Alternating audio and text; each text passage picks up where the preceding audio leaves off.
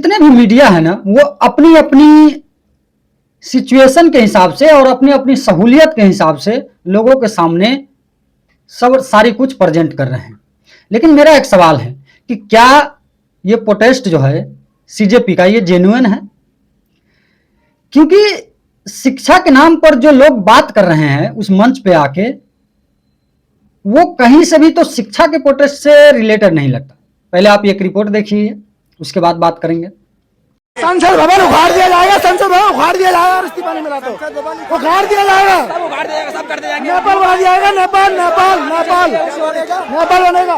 बेचारों ने ये तो कह दिया कि भारत हमारी माता है, पर ये बाप ढूंढ रहे हैं। अब ये बाप ढूंढ रहे हैं, बाप भी तो होगा, तो बाप कौन है ढूंढ रहे हैं? पहले अंग्रेज थे, आजकल कौन है? इजराइल। बस नाम रहेगा अल्लाह का। इसी लाइन से सबसे ज्यादा दुख हो रहा था राइट विंग को। उनको समझ ही नहीं आ रहा था कि ये हाईएस्ट वेदांत है। अल्लाह का मतलब वो शक्ति जो हम सब में है। बस नाम रहेगा अल्लाह का। कि ये लोग बस सीता के पति का नाम ले लेके नीता के पति का काम कर रहे हैं। अब हम पूरा बात करते हैं कि क्या ये जेन्युइन है कि नहीं है। देखिए, इसमें दोनों की गलती है। गलती सरकार की भी है। सरकार को पहले दिन ही आदमी भेज देना चाहिए था कि हाँ भाई, जिस दिन सोनम वांगचुक बैठे हुए थे उसी दिन भेज देना चाहिए था। सरकार ने वहां पे गलती की। दूसरी बात की, जो प्रोटेस्टर ने वो गलती की है कि उसने अपने मंच पे उन लोगों को जगह दिया है जो भारत विरोधी काम करता है। आपने रिपोर्ट में देखा कैसी कैसी बातें हो रही हैं। कोई नेपाल बना देंगे, भारत माता की पति ढूंढ के लाओ। मतलब ये मंच का फायदा उठा के, शिक्षा के मंच का फायदा उठा के लोग गलत बयान दे रहे हैं। और इसीलिए जो है, इसको जो है रियल प्रोटेस्ट, जेन्युइन प्रोटेस्ट या ऑर्गेनिक प्रोटेस्ट नहीं माना जा रहा है। दूसरी बात, क्या धर्मेंद्र प्रधान इस्तीफा देंगे? फिलहाल तो बिल्कुल ही चांस नहीं लग रहा है, क्योंकि भारतीय जनता पार्टी का ये टैगलाइन है, उसका एक सिद्धांत है कि भाई प्रोटेस्ट की वजह से मंत्री इस्तीफे नहीं देते। मंत्री इस्तीफे प्रोटेस्ट की वजह से नहीं देंगे। राजनाथ सिंह बोल चुके हैं पहले ही, 2015 का बयान है उनका कि ये यूपीए की सरकार नहीं है, ये एनडीए की सरकार है, यहां मंत्रियों का इस्तीफा नहीं होता। दूसरी बात, बीते रात में राहुल गांधी जी ने प्रोटेस्ट किया, बहुत ड्रामा हुआ। इतना ड्रामा हुआ कि पूछिए मत। कांग्रेस के सारे नेता और जितने भी मतलब कि इंडिया गठबंधन के जितने नेता हैं वो पहुंचे हुए थे, सारे कार्यकर्ता उनके पहुंचे हुए थे। नीट का रिजल्ट आ चुका है, स्टूडेंट नाच गाना कर रहे हैं। जिस स्टूडेंट को रिजल्ट प्राप्त हुआ है वो अपने में लगे हुए हैं, अपना खुशी मना रहे हैं, जश्न मना रहे हैं। लेकिन इधर जो है सिर्फ पार्टियां कर रही है। मेरा कहना है कि पार्टियों के करने से, जो ये प्रोटेस्ट कर रहे हैं पार्टी, उनके प्रोटेस्ट करने से तो धर्मेंद्र प्रधान का इस्तीफा नहीं होने वाला है या सरकार नहीं झुकेगी। हाँ, भले वो बोल दिया कि हम बात करेंगे, ठीक है, लेकिन सरकार तब झुकेगी जब पूरे देश का स्टूडेंट आएगा, पूरे देश में यह आंदोलन चलेगा।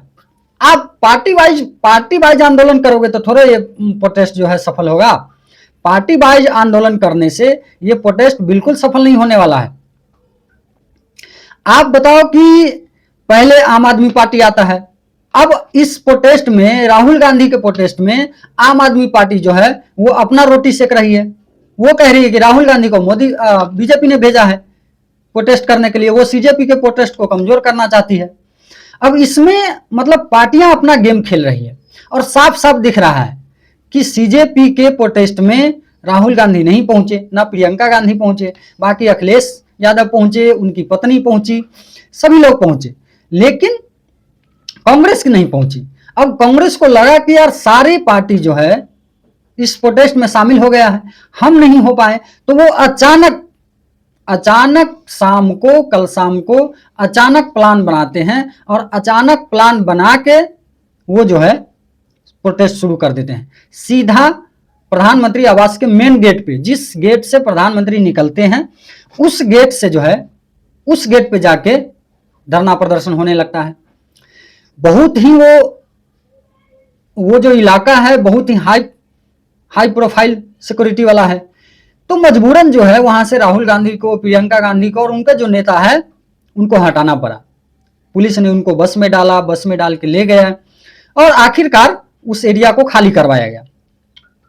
लेकिन मेरा फिर वही सवाल है, आप बताइए कि क्या इस प्रोटेस्ट से, जो पार्टी वाइज प्रोटेस्ट हो रहा है, उससे उसका सॉल्यूशन हो जाएगा? उससे इसका सॉल्यूशन बिल्कुल नहीं होगा। ये तो स्टूडेंट का प्रोटेस्ट था, स्टूडेंट के प्रोटेस्ट में स्टूडेंट होना चाहिए था। ये नेपाल बनाने वाले लोग कहां से आ गए? ये सीता माता की पति, उसका मजाक उड़ाने वाले लोग कहां से आ गए? भारत माता की पति खोज के लाओ, ये कहां से आ गए? नाम रहेगा सिर्फ अल्लाह का, ये कहां से आ गए? मतलब कि उस मंच का प्रयोग करके गलत लोग इस भीड़ का फायदा उठा रहे हैं। तो जब तक पूरे देश का स्टूडेंट इस प्रोटेस्ट में शामिल नहीं होगा, तब तक इसका कुछ नहीं होने वाला है। और सरकार ये जानती है, सरकार को बिल्कुल खबर है, वो सारा कुछ जानती है कि ये जो प्रोटेस्ट है ये राजनीतिक तरीके से किया जा रहा है, ना कि शिक्षा के लिए, ना कि स्टूडेंट के तरीके से किया जा रहा है। अगर स्टूडेंट के तरीके से होता तो सरकार झुक जाती, उनको झुकना पड़ता। लेकिन वो इसीलिए नहीं झुक रहा है कि ये प्रोटेस्ट में पार्टियां शामिल है, गलत लोग शामिल है। इसीलिए जो है ये प्रोटेस्ट जो है पूरी तरह से बेनकाब हो चुका है। मामला जो है अभी उतना शांत भी नहीं हुआ है, हालांकि सिक्योरिटी पूरी बढ़ा दी गई है। लेकिन मैं आपको रियली बताऊं, ये पूरी साजिश है। आप बंगाल को देखो, जब बांग्लादेश का जब ये हाल हुआ था तो उसमें जो है सारी साजिश लग गई थी, देश से लेकर विदेश तक। आप अभी भी देखोगे तो विदेशी मीडिया जो है इस प्रोटेस्ट को कवर कर रही है, और विदेशी मीडिया भी उस समय भी बांग्लादेश के कवर कर रहा था प्रोटेस्ट को। और बांग्लादेश का क्या हाल हुआ ये सब जानता है। मतलब कि कहीं ना कहीं ये पूरी सोच है, ये पूरी साजिश है कि जिस तरह से बांग्लादेश का हाल हुआ, जिस तरह से नेपाल का हाल हुआ, जिस तरह से श्रीलंका का हाल हुआ, जिस तरह से पाकिस्तान का हाल है, जिस तरह से इन सब देशों का हाल हुआ है, उसी तरह से इंडिया का हाल बनाया जाए, भारत को उसी तरह से बर्बाद किया जाए। और इसमें विदेशी ताकतें भी शामिल है, 100% शामिल है। और इसीलिए जो है ये इस समय बड़ी संकट है। मतलब कि जनता चूज किया हुआ है, लेकिन आप जो है उसको उखाड़ फेंकने के आड़ में कुछ भी करने के लिए तैयार है, कुछ भी करने के लिए लोग तैयार हैं। मतलब समझ में नहीं आ रहा है कि प्रोटेस्ट किस लिए चल रहा है, ये ऑर्गेनिक प्रोटेस्ट है या सोची समझी साजिश है। आप लोग कमेंट में जरूर बताइएगा हमको।